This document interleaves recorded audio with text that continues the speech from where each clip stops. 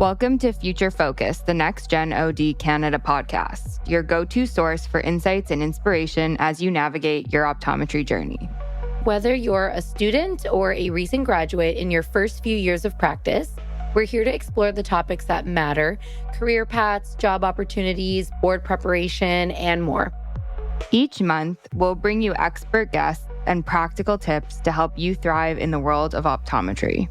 So, let's shape the future of optometry together on Future Focus, the Next Gen OD Canada podcast. All right. Welcome back, everyone. We took a little hiatus from the Future Focus podcast, but we're finally back. And I'm so happy that Alexa and I can finally reconnect via podcast because we had so much fun doing it last time. We're so happy to be back. We'll call this first episode of season 2. Yes. Season 2. It was bacon in the oven and it's finally come to fruition now. Yeah. And this is exciting because we don't have a guest today, which we love our guests. We love having guests on. But sometimes we just want to shoot the X and chat. Anyone who knows me knows I love to talk. So I'm always down for a one-on-one episode. Do you want a solo episode? Oh my God, I'd love a solo episode. I'll just kick you right out. No, I'm kidding. But I could talk to myself for hours. I actually do talk to myself when I'm home alone. Do you ever do that?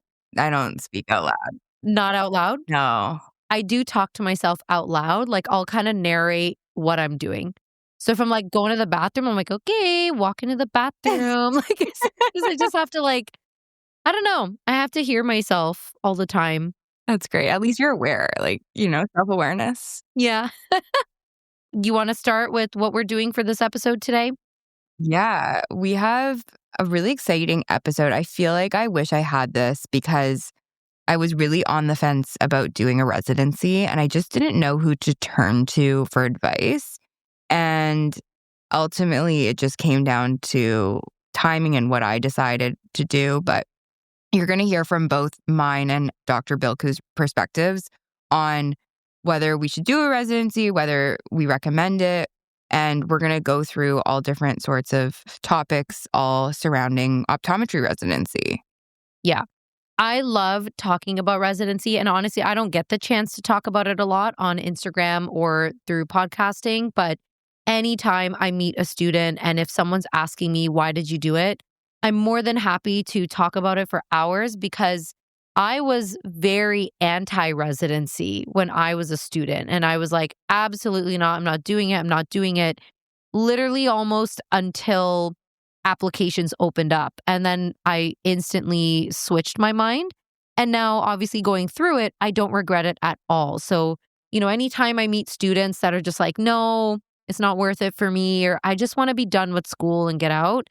Now I feel like I always have to try to convince people to do it. And not in we'll go through it. It's not bad if you haven't done it. It's not bad if you don't want to do it. But if you're thinking about it, I'm definitely going to be debating today, being like, you need to do it. Yeah, no, that's fair. And it's actually interesting. I was at a conference this weekend and I was talking to some students from Waterloo and they were saying that they actually have one resident next year at Waterloo. They're really trying to get students to do it. And hopefully this episode helps some people out if they're debating it and helps future students decide to do one. Yeah.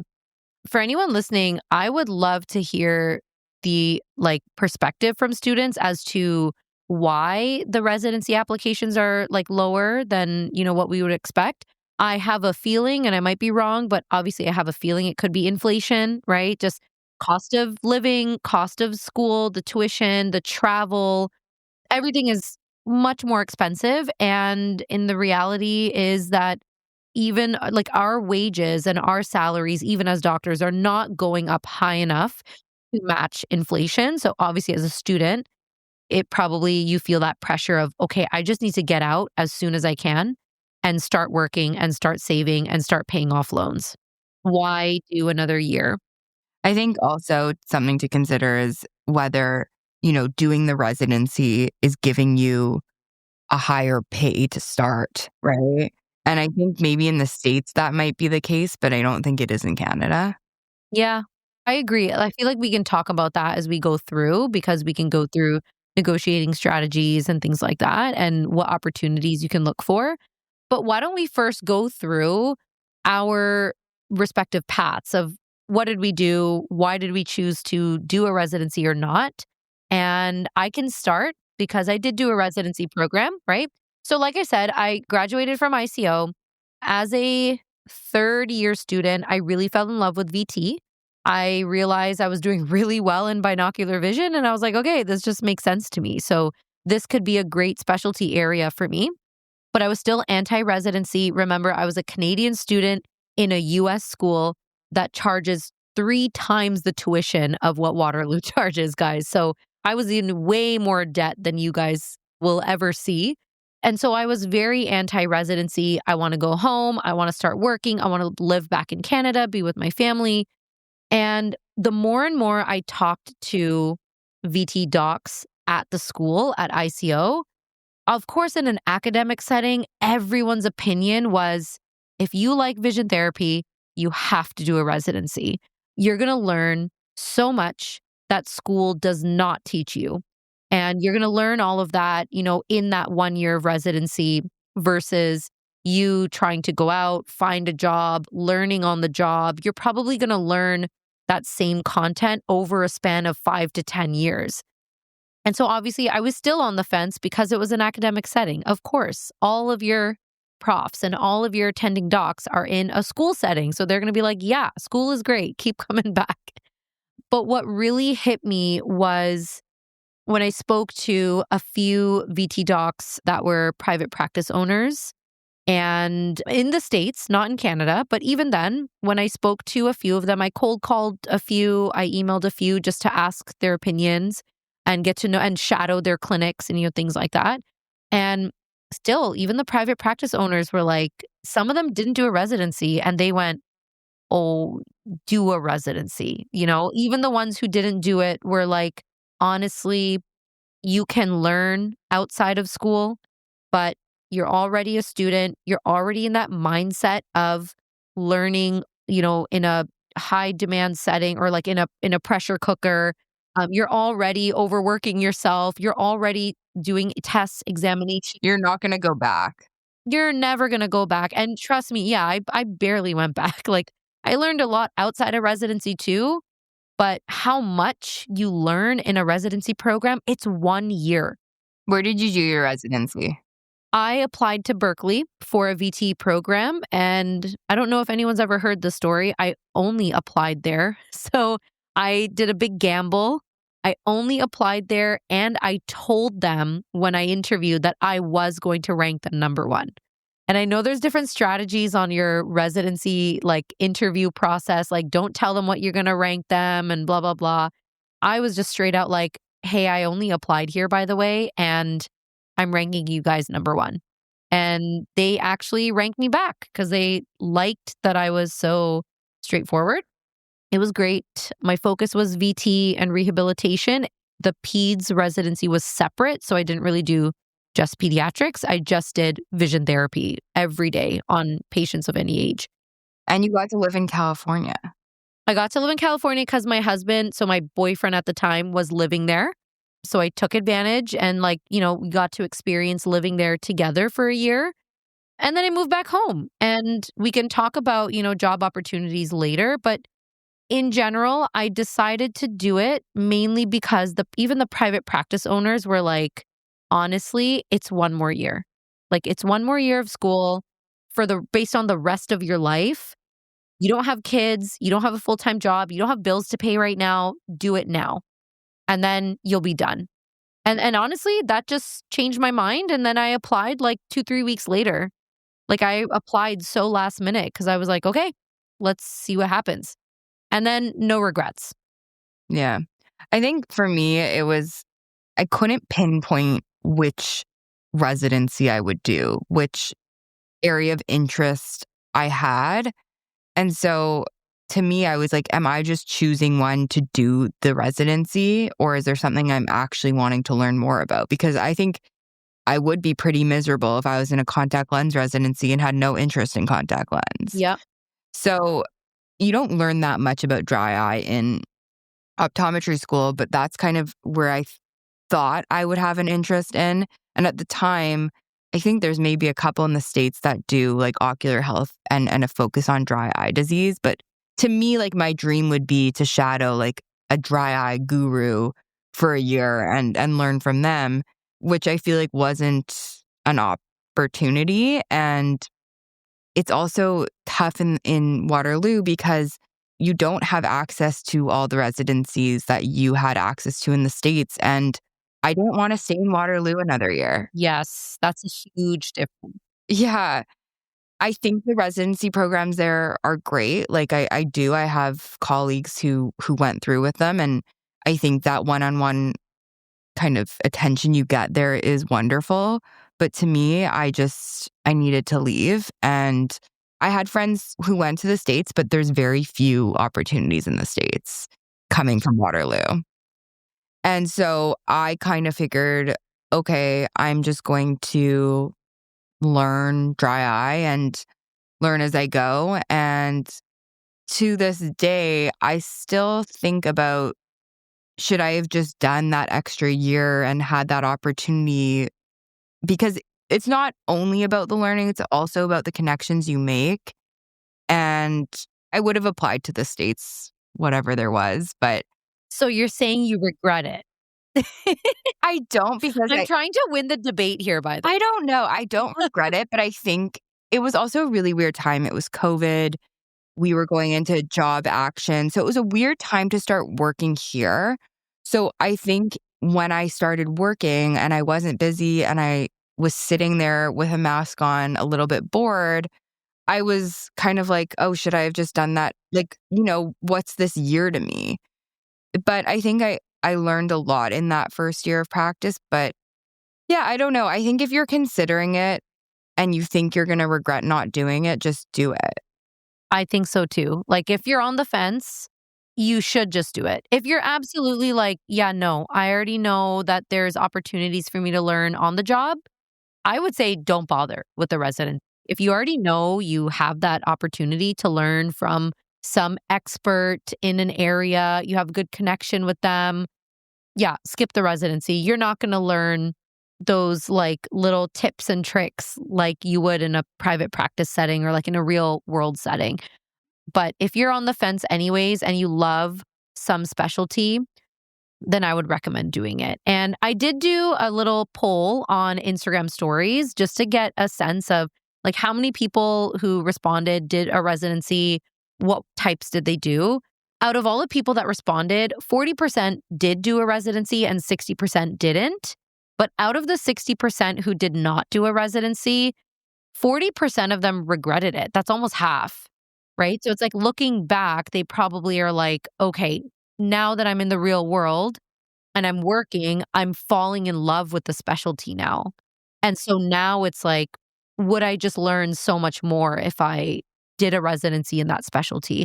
And the ones that did do residency did specialties mainly ocular disease, which I highly recommend too, mainly because you're definitely going to be able to find job opportunities where you can work in a place that has lots of disease, like maybe in rural practices too, or ophthalmology like clinics.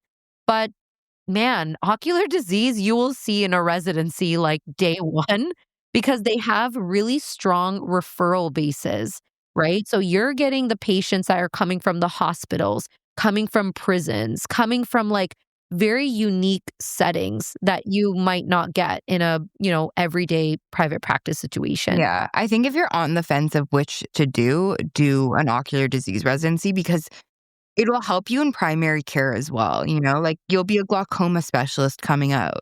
And that's always useful. And you can grow that specialty wherever you are. Yeah. We even had some people answer that they did specialty contact lenses and myopia management all in one because now Ortho-K is part of myopia management, VT brain injury and rehab. But a lot of the people that answered did ocular disease. That was one of the most popular ones. And I kind of agree with that. I agree. Yeah. Yeah. Unless you're like you who, loves pediatrics. That makes sense, obviously. Yeah. I feel like I only know the education, we get from ICO. And The VT education is very, very limited. And I'm sure it's quite limited in most schools. So if you like a specialty where, you know, your class just kind of skims over the surface stuff, a residency is great because that is basically you learning every single thing about that specialty in an extra year. But why don't we go through? So we talked about kind of like, why we did or didn't do a residency. Actually, what I wanted to add to what you said, Alexa, you're so right. I have observed after, graduating from a US school, coming back to Canada that, yeah, the opportunities for Waterloo students, oh my God, they're so limited. Like I feel so bad for sometimes when I meet the students. I worked at a clinic that is a residency site for the Waterloo students. So I got to meet the students all the time. And yeah, just hearing their stories and like they have such limited options for where they want to go. I will say for anyone listening who feels like they're limited, the states will take you. If you are a great candidate, they will take you. Most places will. If you're a great candidate, you are going to be told as a Canadian over and over again that US clinics won't take you. And that is absolutely not true after my experience. Most academic schools, they already know how to process international visas. So any US school that offers residency programs will definitely accept Canadian applications because they know how to handle visas. Private practices are a little bit different. That's going to be tough because that's a lot of paperwork for them. But almost all of the schools, I guarantee you, if you contact them, you might have that opportunity. Side note, little story time. I was told by someone privately at ICO by one of the higher up ODs who worked there. She literally shut the door and when I was in her office and quietly said to me, "Don't bother applying to Berkeley. You're not going to get it because you're Canadian." Wow. That's crazy. Yeah. Told to my face. I was at ICO. I told them I want to apply to Berkeley. I need help with my residency application. She kind of shut her door, looked around, made sure no one listened. And she's like, "You're not going to get it. You're Canadian." And I actually shared that info with my residency mentor at Berkeley, who selected me. And I said, I was told that I would never get this position just because I'm a Canadian student. And she was mind blown. She's like, "We have literally selected like 4 Canadian students before you. Like we have had years of Canadian students." So I just don't take what your professors and what your higher ups are telling you. Call the schools, apply to them, email them, connect with them, be the best candidate you can be, and you will have that opportunity, at least to apply. So I would not want you guys to feel limited. Just go for it. Yeah. Fun times. Ugh, being in school. Yeah. I think too, like we kind of touched on this, but like, what are some of the reasons to not do a residency? And I think for a lot of people, it's financial and, you know, student debt and, having to find somewhere else to live for a year, maybe being away from family, right? Friends. And I think the other thing is feeling like you're behind Yeah. from your classmates who might start practicing. Oh, yeah. But what I would say to that is you could look at it as being behind or you could look at it as being ahead, Yeah. right? You're learning for a full another year, whereas they're going to be in practice for the rest of their lives. Doing a 1 or 2 every day. Yeah. Yeah. I think I was so eager to get out into the real world and start practicing. And looking back, I'm almost like, what was the rush? Like, I was 24 when I graduated. I was so young. I went into optometry school after 3 years. So it's like I was already kind of ahead of most. And what was another year? Oh, we kind of did the same journey. I did 3 years of undergrad. You did? Yeah. So then I was like, oh, it's only going to be 8 years with the residency, like not a big deal because that's what everyone does 4 years of undergrad. I did 3. So I was like, oh, I'll just add a residency. But yeah, I know exactly how you feel like with the rush of just like getting out. You hit everything spot on. It's the burnout, it's the cost, it's the living, it's the travel, it's being away from family. And yeah, if you've made connections with ODs, in your third or fourth year who are offering you job positions when you get out, then, that might be tempting enough to be like, yeah, I'm not going to do this residency because I don't want to miss this opportunity to work with someone who's already offering me a position. That's great. I'd say, again, on this debate, the flip side would be, yeah, in Canada, you mentioned this, Alexa. I don't know 100% if doing a residency is going to get you a higher salary or a higher pay position. However, I am a practice owner now, and I will be looking at hiring associate ODs down the road. And I will tell you 1000% that anyone who submits a resume and has a residency on there is getting the phone call for an interview first. I will hands down say that. And I'm sure majority of practice owners out there are going to see that and be like, okay, if you are someone who did a residency, that means you are determined, you are dedicated to learning, you want to go above and beyond. And you have a higher skill set in that area, right? Higher skill set, you can bring in more potential for the clinic, in that specialty area. And if I get 5 resumes of amazing ODs and only one has a residency, I'm calling them first. So they're going to get the first interview. And that means, as a practice owner, I get burnout too. I don't want to call and do interviews for all 5 people, right? I might only want to interview 3. So one of them is definitely going to be a residency person. So you can definitely have a leg up on your resume to stand out and be acknowledged or noticed. And then you do have negotiating power, right? Like no practice owner is going to say, you did a residency, I'm going to pay you more. Not at all. A practice owner is going to try their best to pay you the least amount possible without insulting you. Yeah.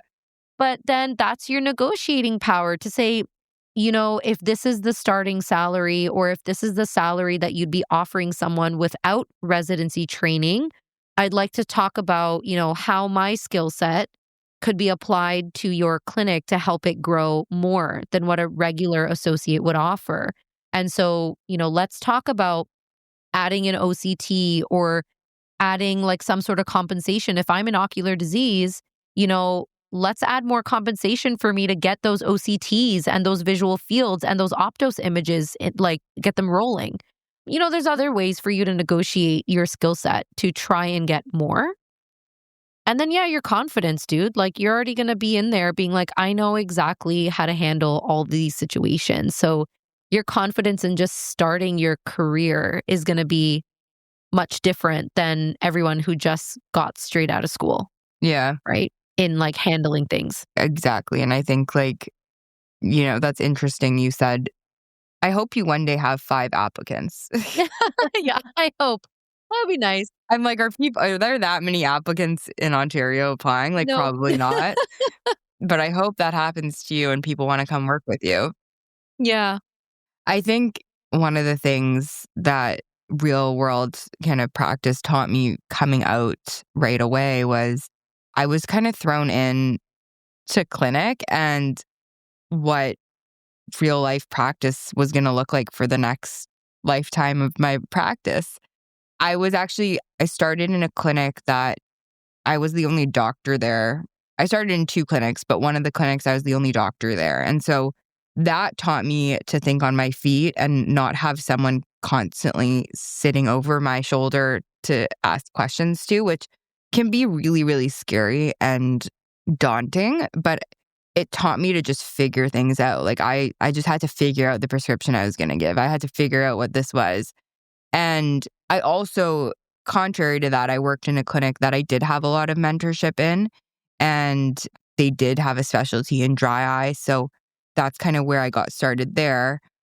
Had I not sought out that clinic knowing they had a dry eye specialty, who knows if I would have had the exposure I had there. So I'm really grateful for both of those clinics because they taught me different things. And that's where my dry eye journey started. Like I was doing dry eye treatments first year out of school.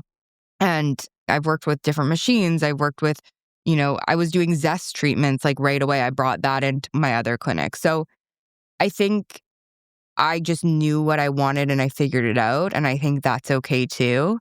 And if you want to do specialty lenses and you didn't do a residency, you can do it. It's just going to take more work and more mentorship.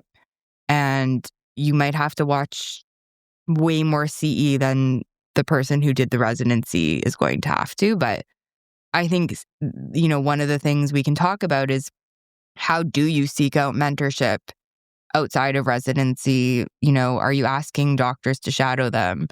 Are you talking to your reps about people they might know? So I can say that, I did a residency in vision therapy, but even in vision therapy itself, there are so many different ways to do vision therapy. So I've actually had an experience where today I don't even practice vision therapy the way that I learned in residency, which is a shame to say out loud, but I still don't regret my residency. It was amazing. But when I started working in a VT practice that hired me, hint, hint, based on my residency on the resume, they hired me like in 5 minutes, but they actually practice VT in a whole opposite way. So I also felt like I was almost starting from scratch again because they were like, oh, we don't do VT this way that you learned. We do it this whole other way. And I'm like, where the hell did you learn this way from? Which was more behavioral, right? Which was more behavioral. My residency was very traditional VT, right? And so the behavioral side, I also had that experience now of learning the behavioral side of VT over the span of these last 5 years. It's taken me 3 to 4 years of learning it to feel confident and like knowledgeable. And now in my 5th year, now I'm, very confident in those skills. But I spent a lot of time and money on training courses and conferences and online programs, online lectures, webinars. Plug yourself. Plug yourself. Plug myself. Yeah, I have my own webinar now. I have my own 10-hour CE course on pediatrics. But even then, did it get Hope approved? No, not yet. Not yet. I'm working on it. It's so close. It's so close. Okay, good. But yeah, I did get mentorship from the VT docs that work at that clinic, but that mentorship wasn't really ever outside of work. So I don't know what the definition of mentorship really is outside of work. It's just if I had a patient in the exam room, I would stop by and be like, hey, I have this case. What would you do and why? But I learned a lot of it through conferences, listening to other people speak about it, sharing their experience, their cases, and doing online courses. And so I'm sure for any specialty out there, there are tons of conferences you can go to, lots of webinars, lots of online courses, lectures, and then get that mentorship, while you're at work. Share a case with your OD and just say, hey, I have this case. Here's what I did. Would you do anything different? And then why? And that for me was good enough for 5 years. And now I feel like I know so much more. Yeah, that's what I recommend. That's great. I think seek out clinics that will support your interest. And even if they don't have your area of interest, offer to bring it in because I think that gives you the leg up. Yeah. Yeah. Okay. Do you want to share one piece of advice you wish you had the week after you graduated? The week after I graduated my residency or school? Let's do school. Oh my gosh. I think, I have said this time and time again on social media and through podcasting. Do not work 7 days a week. Yeah. My biggest piece of advice to new grads is the bills will be there. The loans will be there. Your money will come. You won't go broke. You won't live on the street. You'll be fine. Just breathe and work a normal work schedule. Do not work 7 days a week. Do not do that. You will burn yourself. Don't even work 6 days a week. Yeah, 6 days is, yeah. I did 6 days for 4 years. I can't yell at you to not do it because then I'd be a hypocrite. But I did 7 days for a year and it was the worst year of my life. The physical pain from the stress was so bad. That's actually horrible. I don't know how you did that. Oh, I was the most depressed in my life, and I had the most, like, the worst shoulder pain and neck pain. It was awful. So I highly, highly recommend. I wish somebody really said that to me and like sat me down and went, "This is what's going to happen to you if you work 7 days a week." So that would be my biggest advice. And look at you now. Oh, look at me now. I'm like 4 days a week. Today I had one patient at 4:30 and like that was it. I was at like chapters the whole day, just like doing nothing. Yeah, it'll change. When you said how were the Christmas decorations at Indigo? Oh, they were so cute. I love the Indigo. Christmas stuff at see, I didn't buy anything at Indigo. I'm not allowed anymore because I don't have control over all the cute stuff. But yeah, that would be my advice is do not look at your loans thinking, "Oh my God, like I'm going to drown. I need as much money as I can." It's okay. They will get paid down. It's fine. It will all work out in time. I think my piece of advice would be you will get busier. When you start out, like you're still establishing a name for yourself and no one knows you. Like if you're friendly and personable and a good doctor, patients will come and they'll send their family members and you'll grow wherever you are. So just be patient. It's really hard when you're not busy. And like I see it even with some of the doctors I work with where it's like they're just starting out at our clinic and it takes time. And if you don't step into, obviously like a maternity leave or like a super busy clinic where there's tons of overspill, but it'll come and it might take longer than you expected, but it'll be worth it. And the money will come. Yeah, that's always the advice. The money will come. It's fine. I know you don't see it yet as a student. You just feel like you're drowning, but it will come. Yeah. So I hope that, this conversation helps you guys. I hope that I won the debate and that I convinced you guys to do a residency program and look into the US. I highly, highly recommend you guys to not feel limited by what you hear and what people say. Always push the boundaries. Contact US schools, ask them how to apply. And if they accept international students for like interviews and applications, and if they say yes, hell yeah, apply for it, go for it. Because there are so many opportunities in the States and you shouldn't be limited by what you hear and what you're told. No, that's amazing advice. I think like, looking back, that's probably what I should have done is, just apply to the programs that I thought I couldn't apply to, right? Yeah. Because they would have seen that you're like the famous TikTok doc, and then they would have been like, "Oh my God, this is good for our social media." I was not at the time. See, that's the other thing I did while I was bored my first year of practice is Yeah. through my Social following. media. Yeah. So, no regrets there. Yeah, no regrets on social media. But yeah, I hope this helped you guys out. Feel free to give us feedback on the episode, especially on social media. Yeah, share it with a friend. Yes, and share it with anyone who you think is struggling on making that decision. We're always here. You can reach out to us personally too to answer more questions if you have any or if you need more guidance. Yeah. We also have another episode that we did with Dr. Jenny Lee, right? Yes. Mm-hmm. And we talked about her experience in residency and she's graduated more recently. So if you want to listen to that, it's a good episode. Yeah. Okay, that's good. All right. Well, see you next time. Thanks for tuning in to this episode of Future Focus, the Next Gen OD Canada podcast. You can find us on all major podcast platforms, including Apple Podcasts, Spotify, and Google Podcasts. For episode summaries and more resources, visit us at icarebusiness.ca. Be sure to follow Next Gen OD on Instagram, Facebook, and LinkedIn for updates, news, and more insights into the world of optometry.